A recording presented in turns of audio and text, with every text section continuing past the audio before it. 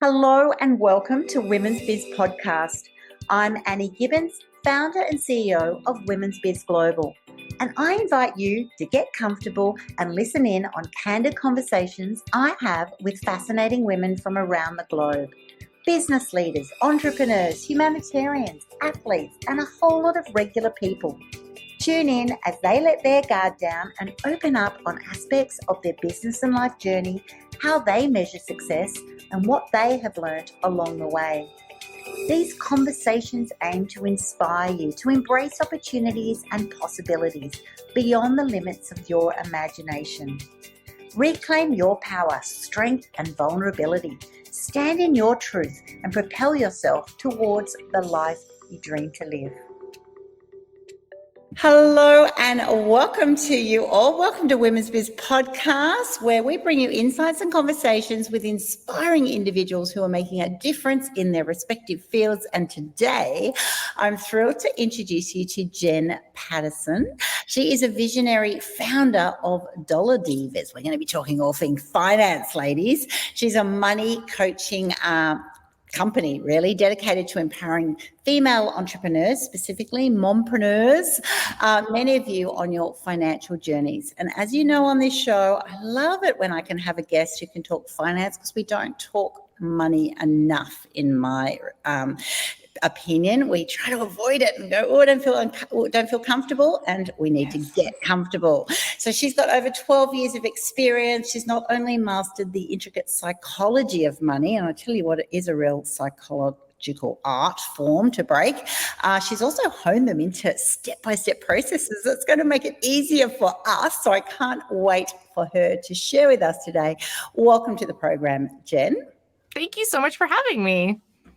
It is a delight to have you join us today, and I would love to dive into this whole topic of finance by asking you, do you have a step-by-step sort of process of how do you actually get bold enough to pay yourself first? Often when we become entrepreneurs, solopreneurs, we kind of pretend, every little bit is good because it's necessary to pay someone, pay for something, and we actually don't pay ourselves. And then actually, therefore, we're not really becoming successful. So work us through, how does that work for you, and how do you coach other people to really make sure that they value their worth? Yes. And I'm so glad that you said it the way that you did, of entrepreneurs who pay everybody else before themselves. You know, they work their butts off. They've got the revenue up. They've got the clients. It's all working. And then when they go to sort of look at their finances or figure out what's going on with their money, they're so focused on making sure everyone else gets paid, they forget about themselves. And that is such a common story. Also, you know, they also really want to reinvest in their business and they want to see it grow. It's their baby. They want it to thrive. And so they feel guilty, or they feel like something's not going to work properly if they start to pull money out of the business to pay themselves. So, you know, the first step in doing all of that is shifting your mindset. Like, it really is, you know, a mindset issue at the core of it, because we feel like we can't pay ourselves for whatever reason. Either we're scared about the business going, you know, under, or we feel like it won't grow fast enough, or we don't feel like we deserve it. I mean, there's a myriad of reasons why we are not paying ourselves and going through that process. But, you know, tackling that mindset first of like, okay, I do deserve to be paid. Getting paid is part of the deal when I'm a business owner. Yeah. And then once you kind of realize that your mindset needs to be on track, I mean, it's not something you can sort of just, you know, one day decide, I'm going to fix my mindset. Like, that's a long journey to take. Yeah. But, you know, you can kind of get your head wrapped around, okay, this is an issue that I need to face. What's the first step? And the first step in that is taking action. And instead of paying yourself zero or intermittently or whatever, it's setting up a time in your week, every single week, to have some time with your money. So I call it the money power hour. I've also heard it called money church. I've called it payday parties. Call it whatever you want, but an hour a week with your finances is going to just change the way that you see your money and really move the needle forward for you in a lot of ways, even just setting that time in your calendar. And then once you've got that system set up, treating it like an appointment, treating it as important as you would a client meeting or a meeting with your doctor or anything else like that, then you start looking at your revenue as a single dollar. So the reason I like to look at a single dollar is, you start seeing percentages and people's eyes glaze over and they start having flashbacks to high school math. Whereas you say a dollar, everybody can kind of get their head wrapped around one single dollar. And so you say, okay, of that dollar, how many cents do I want to allocate to paying myself from that $1? Is it that I want to allocate 50 cents or is it 25 cents? And if you're currently in that position where you are literally paying yourself zero, then start with a penny. Start with 1 penny of that dollar and pay that to yourself, because what that's going to do is that's going to make you realize that your business is still going to thrive. It's still going to function the same way, even though you are taking money out of it. It might seem really small and silly, but it does shift your perspective on, I can't take anything out of the business, to, oh, I can. Everything's okay. My business is still surviving. It's still growing. It's still thriving, even though I'm paying myself. And then once you've got that 1% and that's easy, then you can start shifting it around to 5, 10, 15, 20, whatever it is you're shooting for in terms of a paycheck. But it's really a matter of, having that time in your calendar so that you can pay attention to it, and creating a strategic and intentional system with how much you actually want to pay yourself. Brilliant. It also, that's right, even if it's a tiny percentage, it's confronting. It can be really confronting, because if you are just paying everybody else or for other things, your business is going backwards because they're expenses, right? Whereas when you suddenly see it in the idea of, okay, I'm going to give myself a percentage of that, suddenly it's like, how much am I actually making? And if I can't afford to pay myself a little bit of something, then can I really be affording to pay for those other things? So it really shapes the whole way you look at your business. And it's amazing. I love the way you reinforce it. It starts with mindset, because it really does. We get so screwed up on, it's so crazy the way we think. We feel guilty paying ourselves in our own company. I mean, that's nuts, right? It's so crazy. We all go into business for financial freedom, and then we refuse to give it to ourselves. Exactly. That is my view. And those I coach, I often go, like if you're not going to be making more than 100K, sometimes it's better to just stay in the day job, because you're going to have to, that's definite revenue that you are earning. So you want to make sure that you have gone into business for that flexibility, for the scalability. But you've got to then start going, yeah, well, that's right. When is that money going to come in? And make sure that you value your worth. And you can do this around the traditional 9-to-5 structure. And I know you're big on that too. That's right. Your dollar hour with yourself might be at, 6 o'clock at night, might be at 7 o'clock in the morning. It's whatever suits you, as is many other aspects of your business, right?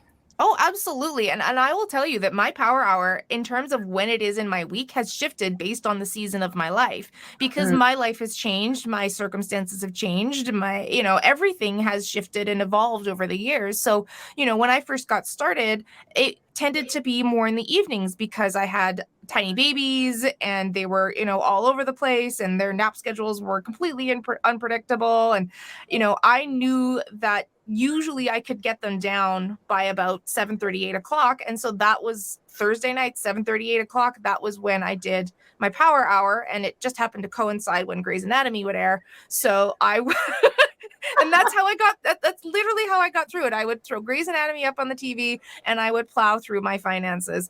And so, that's what worked in those days. Whereas for now, when now my kids are a little bit older and they're in school, then it's Friday mornings at 9:45, because that's when I get home from dropping my son off. So, it has changed and evolved in terms of when I do it, but I can tell you that without fail, I have been doing it every single week since then. It's just the day and the time have shifted based on what works for me at the time. And it really, entrepreneurs, our lives are very unpredictable and very fluid. So what works for you today may not work for you 6 months from now.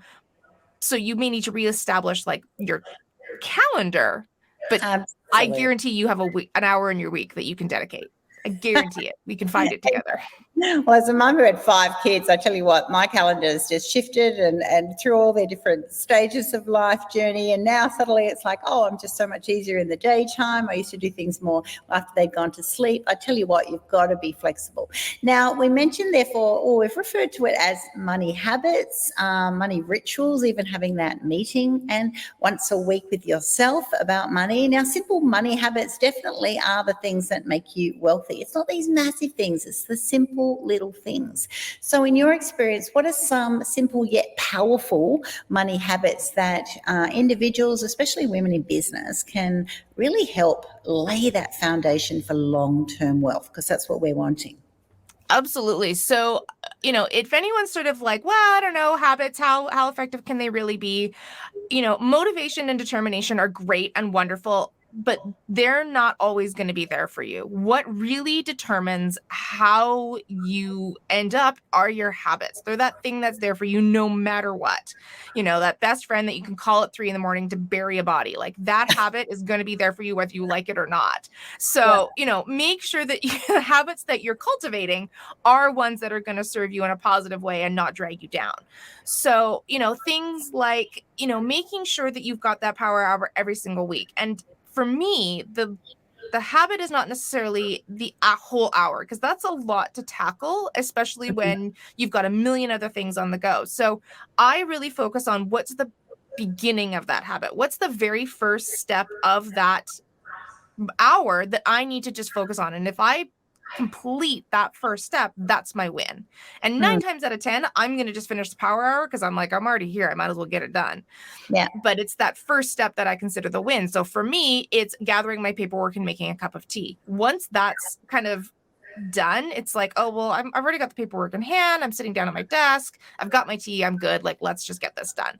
So, it's things like that. And then the other thing you want to think about is those little tiny habits that can really change how you're organized, how well you maintain your finances. So my favorite one, and this is something I've actually got from a girlfriend, and every time she spent money in her business, she carried a pen around in her purse. And she would take the receipt and she would make a little note on the back of her receipt as to what it was and why she was spending it for the business. So we used to have breakfast once a week, and it was a business mastermind with a bunch of local business owners. And literally at the end of every meal, before she put that receipt in her wallet, out would come the pen and it would say, "Breakfast with Jen, discussed whatever we talked about that day." And then she would put it in her wallet and put it away. And so, making sure that taking that like little piece of time to just make that note meant that when she goes back to do her bookkeeping, or when her bookkeeper looks at it, oh my gosh, like I have been that person who has dug through the scary shoebox of shame. Like I've been there. It is not pleasant. And you're looking at these receipts and going, what was I doing? And you're trying to dig through your calendar and figure out how you spent that money or why you spent that money. And the receipt is totally unhelpful because it's all in shorthand and these, tiny little things. And, it's those little tiny things that are just going to make or break your, tax season. For one thing, it's going to be a lot smoother if you can just plow through that stuff. And things like that, and keeping track of those little bits and pieces. I love that. I could go on for days, but those are 2 of my favorites. For sure. I have been, even as the CEO of companies, I've had my bookkeeper come and go, right, well, what were you doing? What is this receipt for the 27th of July last year or something? And I'm like, and they've got the calendar out. And I'm like, I don't know. I can barely remember what I did last week, let alone a year ago. So I got trained myself on just write it down, interview with so-and-so, meeting with so-and-so. We've even got this really cool app in Australia with our government, the ATO app, that you can even just take a photo of a receipt and then it pops it in for your future receipts. So yeah, there's so much technology that is there to serve us. Like there is, and I don't know if we have any thing that's quite that awesome. But I know that there are bookkeeping software, receipt scanning software, like it's there. I know, it's just about need to take the time to implement it. And that's usually where the hiccup is. It's where most people, it's the same thing with like fitness or health. We know the things we need to do, but the implementation is the everything. hiccup. You know what, because I've been a hiker, when I turn up at the, like when you get yourself all ready and you get to some random location, they'd always say 80% is just showing up. And I thought, it's absolutely right. Like by the time you've got there, you've set so much in motion, no one then suddenly goes home. You just then do the walk or do the run. And it's like that. It's like once you've actually searched through, worked out what apps and bits and pieces, and we don't sell any on this program, but it's pretty much there are things out there. And I love what you said, that you learned it from a friend. Like there's so much that we can learn from friends. Go, well, how do you manage this? What do you do that? Or even just observing them, writing it down, putting a bit of a circle, getting the fluoro pen out, or using an app to scan something. Ask those questions, ladies. Like it is so worthwhile, because you don't want to get overwhelmed and have too many things, but there are little processes that will make a big difference. So you being a mom and an entrepreneur, definitely you've already referred to that. It's created some shifts and changes over your time. So how has that approach really simplified you managing your finances? Because let's face it, you just don't have as much time. No one has time anyway, but suddenly you throw in 1, 2, or 5 kids and you suddenly go, oh my gosh, I had so much time before. What was I complaining about? Oh, I wish I could go back time and feel the tired that I thought was tired back before I had kids. But you're right. I mean, when you introduce kids to the picture, particularly when we're talking about moms, we generally are the primary caregivers, and that means that our time is not our own. And so when you have a brief little bit of that precious time, that beautiful resource that we get so little of, you have to use it effectively. And that was something that, it was a sink or swim situation for me when I had my daughter. It was like either to figure this out or figure it out, because there is no other option. And so I had to get really, really good at being very strategic with how I spent my time, and particularly with, finances. Because of my background, I am a financial advisor. I did a degree in economics. I love spreadsheets. I could pour over complicated spreadsheets all day long. That's something that I just get so much joy out of. But I realized when my daughter decided, to present herself in my life, that was no longer an option, because I didn't have those hours and I had to be a lot more efficient with my time. So that was when I started creating things like the bank account architecture, and, using that as a way to do the work for me, to show me where I stood financially, rather than having to do it myself manually, which is the way I loved doing it. And so creating a bank account architecture, what that means is not necessarily having just one bank account for your business, but having multiple that each do a different job. So one bank account that's purely just for operating expenses, one that's just for holding your tax dollars, one that's just for your bank account, your paycheck account, and making sure that that is separate and away from everything else, so that when you go to spend money in your business, it's not a matter of, okay, can I afford this? What do I think? You look at your operating expenses. If the cash is there, great, go and you buy the thing. If it's not there, then you know that you don't have that, and you have to go and seek out some more business to bring in more revenue, make sure that that money is there. And it makes it very simple. It makes it very intuitive, because you don't have to be a numbers person. You just have to look in black and white. It's right there. Literally, less than a second, you'll know where you stand. I love that. I love simplicity, and thank you for sharing that. For those of you listening in on all of our audio platforms, or watching us on LinkedIn or YouTube, seriously, this is just that's a great tip, because it certainly does make it easy. It's either there or it's not, Yeah. So much easier to manage. It's yes or no. There's no second guessing yourself, which I love. I know that, I'm that person that locks my car 5 times because I'm convinced that the first one didn't work, and so being really confident when I look at my bank accounts is very important to me. I don't want to have to second guess myself, have to think, oh, I've got, I paid this person next week, and, tax season's coming up. How much do I think is going to be, owing for that? Because inevitably something's going to slip through the cracks, because that's, we can't keep it all in our heads. It's just not possible. Oh, keep it simple, ladies. Keep it simple. Now, there's a real interplay that I'm hearing between mindset and strategy. Those words are leaping out, and they complement complement each other, right? But it can be hard. So why do you think mindset and strategy are crucial elements to goodness me, I've stumbled on that word, sustain success? We all want not just immediate success, right? That's nice if you've got, suddenly some revenue this week, but we're all after sustained long-term success. Oh my gosh. So mindset and strategy, I like to say that they're interdependent. You can't have one without the other, because if you're only focused on mindset, sitting on the couch and thinking nice thoughts is lovely, but it's not going to get you anywhere. Whereas if you're only focused on strategy, but inside your head, you're thinking, this is going to fail. I'm a failure. I'm terrible with money. This is going to never work. Then guess what? You're going to self-sabotage. You're going to find ways to fail. And so you have to have one working with the other if you want that long-term financial success. Like you said, you can have the short-term success and, inside your head thinking, oh, I'm never going to work. And you'll probably find a way to blow through that money. And then 6 months from now, you're in the same position you were 6 months ago. So, when you've got the mindset working with the strategy, that's when the magic happens. You've got action, but you've also got the inner workings to hang on to that money, to make sure that you are making really intentional choices, really strategic choices that are going to serve you, that are going to serve your business for the long run. And it's not something that you can tick off a list, unfortunately. As much as I would love to say, mindset's something you can do in a weekend, it's just not going to happen. It's something that you have to work on your whole career, because money is so linked to our survival. It touches every part of our lives, and it is the thing that, keeps the roof over our head. It keeps the food on our plates. And so making friends with it is the only way you're truly going to be successful. Otherwise, if money is the evil, money is the enemy, then guess what? You're not going to have any, because all you're going to do is chase it out the door.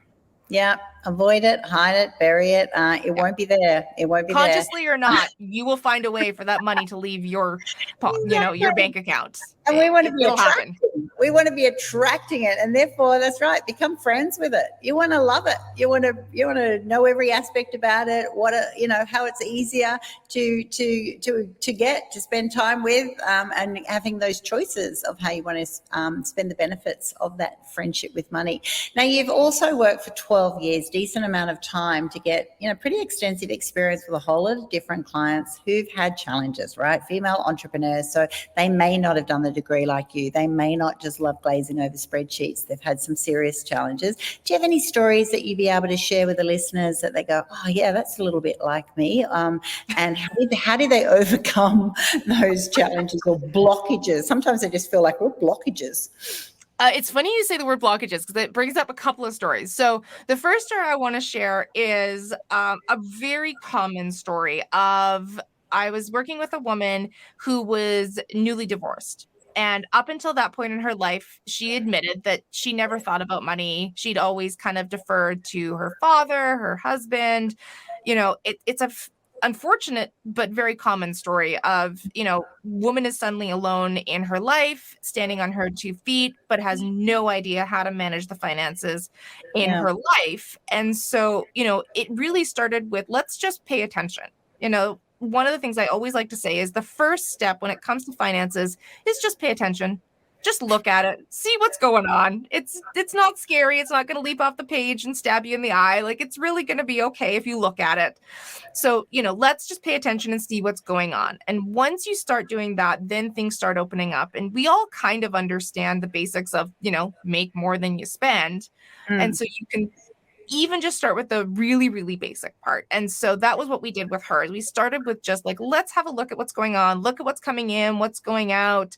And then we went through the process of, okay, what do you want? How do we want to structure your finances to really give you the life that you are looking for? And we set up her architecture.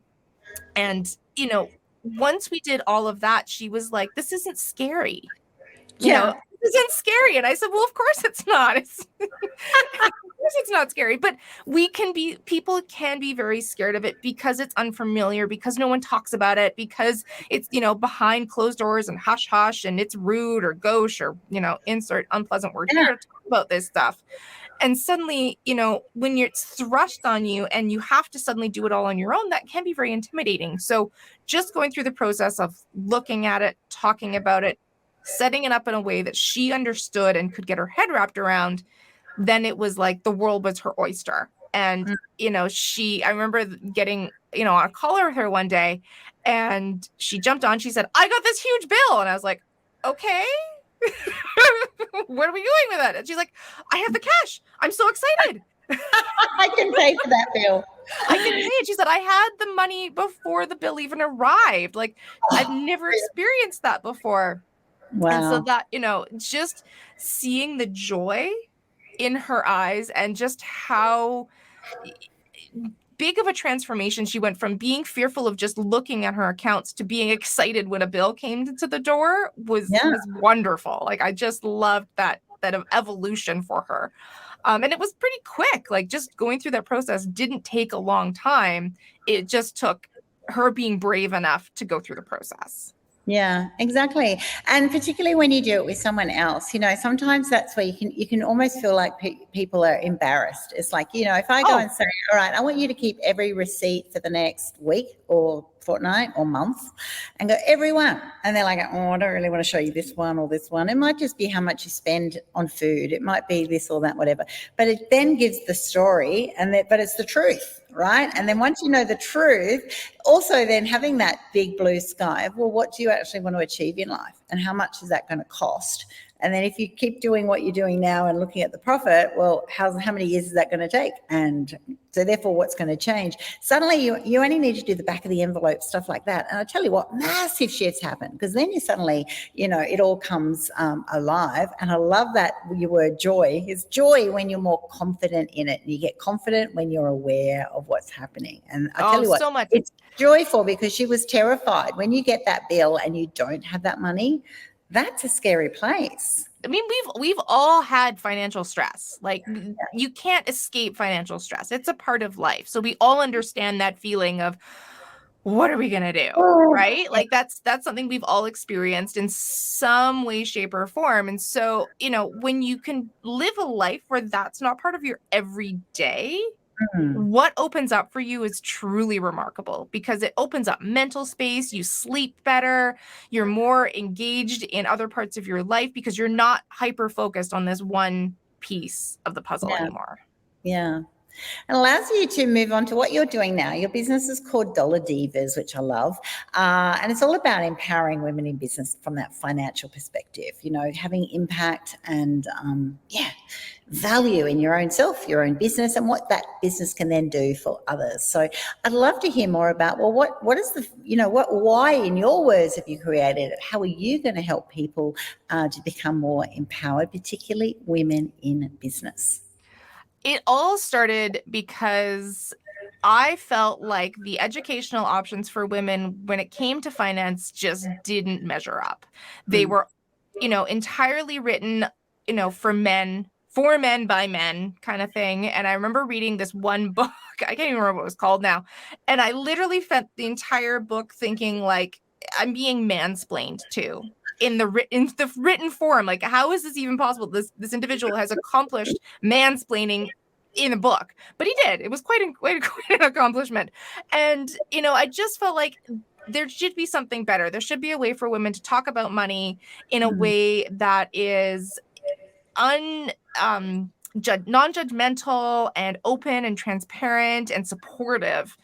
And that was how Dollar Divas was born. And then it started to progress because I was a financial advisor and I loved working with entrepreneurs. And the same story kept presenting itself over and over again, where I'd have a business owner who was great at their job. They loved their give and trade. And it was a run of the, entire gamut of different trades, from massage therapists to lawyers and, tradespeople. They loved what they did, but they were still living like hand to mouth and paycheck to paycheck, that feast or famine lifestyle. And I was thinking they should be a lot further ahead financially. Where's the disconnect? And 9 times out of 10, it was just because they were mismanaging their finances and nobody had ever taken the time to say, here's how you do it. This is an easy way to set things up so that you aren't living that lifestyle anymore. And so, doing that kind of work, I realized that there was a huge gap in entrepreneurs, knowledge. And this was something that I could very easily help with and change a lot of people's lives, like really change the trajectory of their entire life. I've had many clients come back to me and say, I wouldn't have been able to buy my house if it wasn't for you. I wouldn't have been able to have another baby if it wasn't for you, because we've set up the systems, they've kept them in place, and they've served their lives instead of them constantly being focused and serving their finances. Yeah, fantastic. It creates real freedom, right? It's freedom to then make those choices. And that's what I love. That's what Women's Biz Global is all about. Having, getting yourself into a position they have freedom to make those choices. That's right. Have another baby, go traveling, live in a certain home, certain area, whatever it is. It's no one else's business, but it is your business. And I totally love that. Sort of just being able to be confident in those decisions. And a lot of that is, trust in yourself, trust in those who are helping you progress that journey. Wow, what a fantastic conversation. I would love all of our listeners to pop your questions in the chat wherever you're listening, watching, pop those into us, because Jen, myself, we would love to get back to you. We'd love to know what those questions are. Don't hide them. If you've thought about them while we're chatting away here, or you'd like to get more clarity on any of the tips that Jen's given, definitely reach out to us, because that's what it's all about. It's about an open conversation, and we would love to help you because we want you to have financial freedom as well. So, and one thing I do want to add to that, if you don't mind, I will say don't be embarrassed, because if you have the problem that you're having, somebody else does too. And if you're feeling brave enough to put it out and say, please clarify, please help me with this, then you're not only helping yourself, but you're helping somebody else who may not have the same bravery or may not feel confident enough to put it out there, because money is such a touchy subject and there can be a lot of shame wrapped around it. Go ahead and put it out there, because I guarantee it, somebody else is feeling the exact same way you're feeling right now. Exactly. The next 10 comments will be, oh my gosh, I'm with you, sweetheart. Like, absolutely. Yes. Oh my gosh. Like, it's like, yeah, absolutely. I love that final comment, because it's so true. Whatever issue you're having, I tell you what, millions of others are having it as well, because that's it. It's all part of the journey. No one has started totally confident in this space. We've all journeyed through life and we've absorbed comments about money, how we treat money, how our family manage money, all these things. You've had then experiences, and they might have been good, they might have been really traumatic, and then hindered you for the next 10 years, 20 years, where you are now. So there's so much complexity in that. However, awareness is always the first step. Then actually, become friends with it, identify it, bring it to the forefront, listen in on conversations like now, and ask those questions, because you can break through. And it's been great to hear some simple ways that we can do that today. So thank you so much for being on the show today, Jen. Thank you so much for having me. I feel like we could talk for hours. We sure could. Thanks so much for tuning in to this episode of Women's Biz Podcast. I'm Annie Gibbins, founder and CEO of Women's Biz Global. And if you would like to fast track your future success, pop on over to womensbizglobal.com, where you can find out how our coaching, media and publishing opportunities are helping women just like you to become and be seen as the trusted authorities in their niche. Inquire today and start reining in the abundance you desire.